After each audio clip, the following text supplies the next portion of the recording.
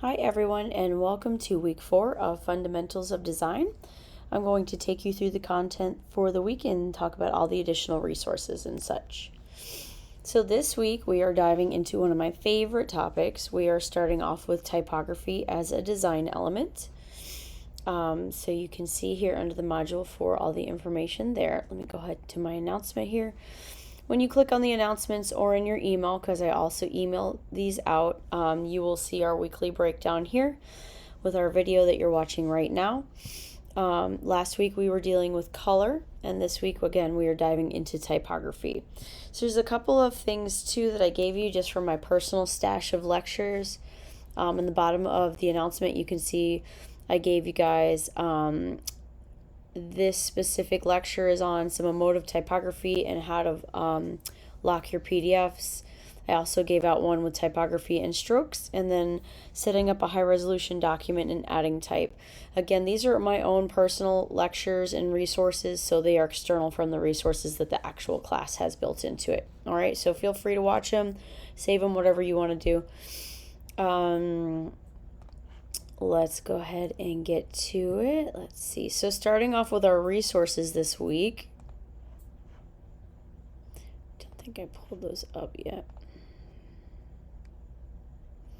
So as usual, lots of required readings and videos, but you can go through those.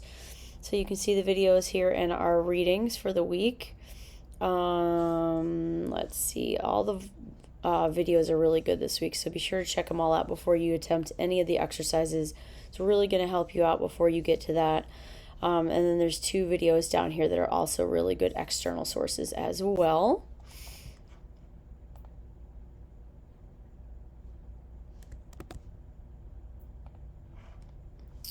I'll go over the assignment as well. There is a quiz this week, so based off of the findings and the readings. And then there is it's a non-graded information down here. Check out the project milestone to come, just to know what to expect with the project that's upcoming. Okay, so let's go ahead and check out the activity for the week. No more discussions for the rest of the semester, pretty much. Okay, so this is going over typography. So your scenario is, as a freelance graphic designer, you get to work on various types of projects. One such project requires you to select and apply typography to 2 artifacts that are provided by the client, a verse and then a call to action message. So the client requirements are as follows. So if you scroll down, you'll see both of those files here, which I have pulled up in my browser to show you. Okay, so the first one is a verse. So using Illustrator, create typography for the given verse so that it evokes an emotion in its readers. Specifically, you should address the following rubric criteria. Select at least 2 typefaces.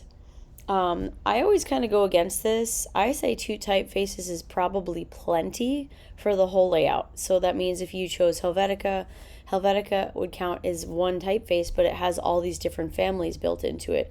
Helvetica Bold, Helvetica Poster, Helvetica Wide, all of those things would be considered 1 typeface.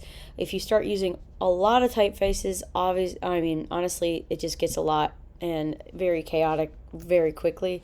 So I would say limit your typefaces if you want better design. Okay, so apply the chosen fonts to the given verse. We're going to talk about this. So you're working with type only and no imagery. Okay, you also want to be working specifically with black and white or gray. That's part of the power and the process here is making sure that you are really trying to do things with typography and not leaning on things like imagery or lines or patterns. Like, this is a strictly typography exercise, okay? And then you're going to be saving that as a PDF back to me for grading. So let's talk about the verse itself, and then I'll move into the second part. So this is the verse. It's a verse by Maya Angelou. I am open to whether you want to use this or whether you want to kind of do your own thing. A lot of students, I say, like to use lyrics. Like, you can look up typography poem, but if you look up typography lyrics, you'll also find a lot of different things here. Again, you're working with black and white, so that's the challenge here, so you won't be using any color. Okay, so typography lyrics, if you want to pick a song, and you don't want to use that poem, feel free to do so.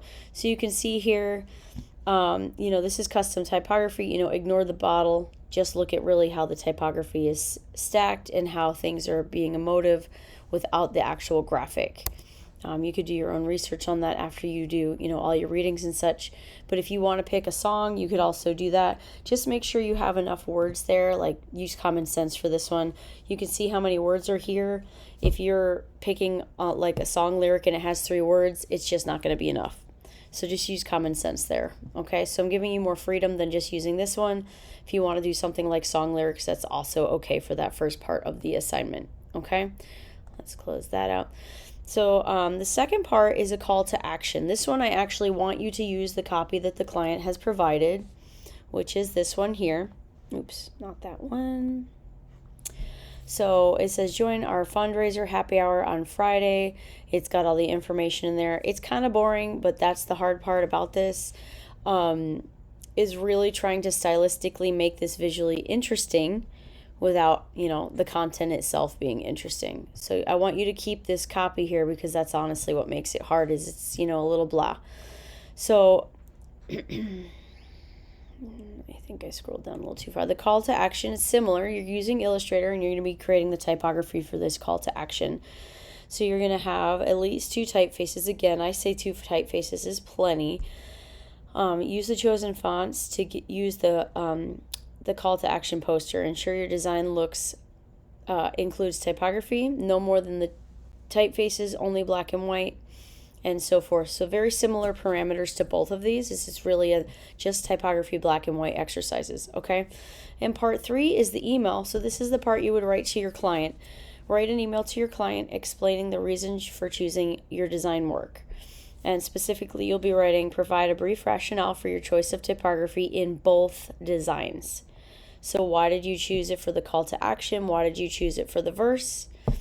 And then all the sub questions there.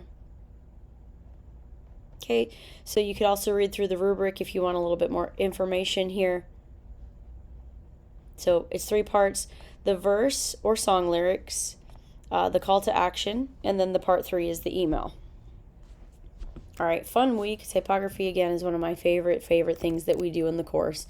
There's just so much that you can do with it and have a ton of fun with it.